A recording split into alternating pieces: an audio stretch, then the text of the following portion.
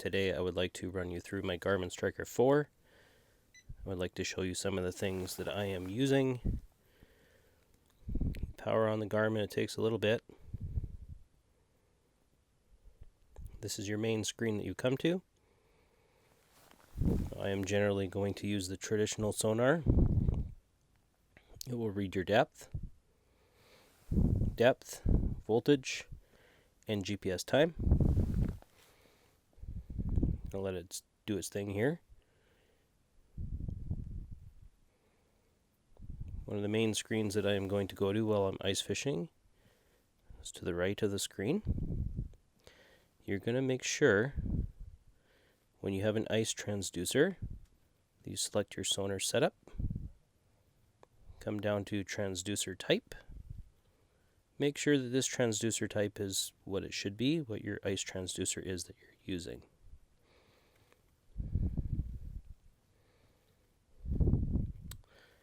Now, I'm going to go back.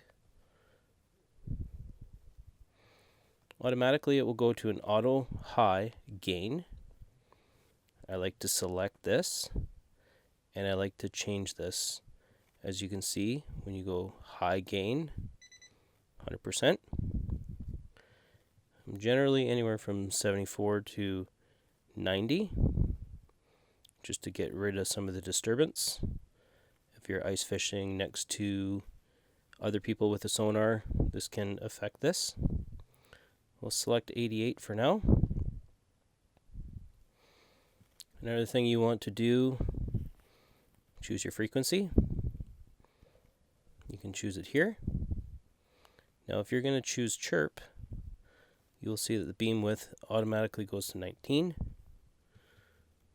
I'm going to actually select 24 because there's 24-degree cone because there's nobody beside me, so that's going to take it off of chirp automatically. So 24-degree cone will give me a better view of what's going on behind me, or underneath me I should say. So there you go. You got your range is on auto. We're going to change that in a minute here. Gain is set to 88.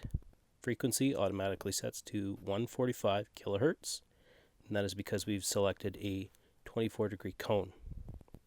If there's going to be some ice tents below us or beside us, or if we're fishing really deep, we're going to go to a narrower cone. So let's get started. So I have a flasher and an ice jig right now. As I drop it below the transducer, you're going to see a little bit of disturbance. Some of this is bubbles for my line.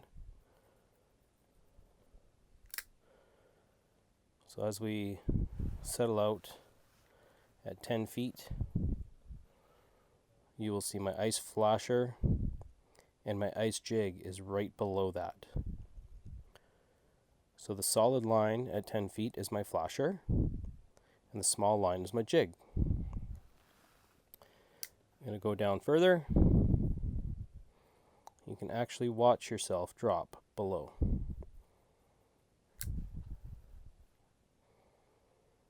Now, if you look on the right side of the Garmin screen, you will see that I've selected a setting which is extremely important. It is a real-time setting. I can show you that in another video. But you can see the fish as they come in real time. The history will move to the left. So as I jig, you'll see the little bump in my jig. A little bit of disturbance above that starting. I'm going to jig again. I'm going to pause. Now, I do a lot of kokanee fishing, so today, for example, we're kokanee fishing. The kokanee beat can be anywhere from 10 feet all the way down to the bottom at 35. I'm going to show you that setting here right now. I was talking about earlier, when you want to manually zoom, you can go into a manual range. You can actually zoom right in. I don't normally do that unless I'm fishing really deep, then I'll set my zoom to say 60 feet usually for kokanee, then I can see what's 60 feet and up. So for right now, we're going to set a manual range so we can see the whole screen. So So we're going to jig. You'll see my flasher, you'll see my jig. Big jig, slowly let it down. Even bigger jig, slowly let it down.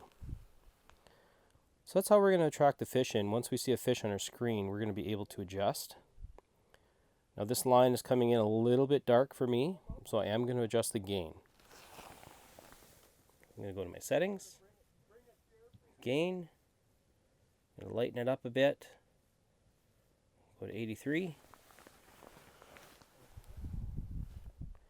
You can play with the gain from there.